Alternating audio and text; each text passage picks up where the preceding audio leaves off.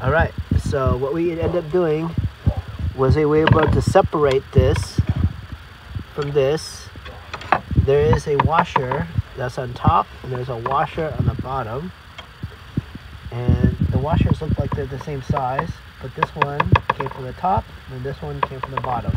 Bottom is here, top is here.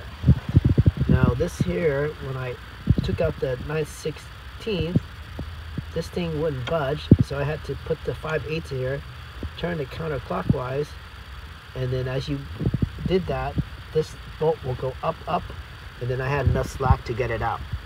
So now I am separated. So hopefully the next step is to remove this and this thing comes out.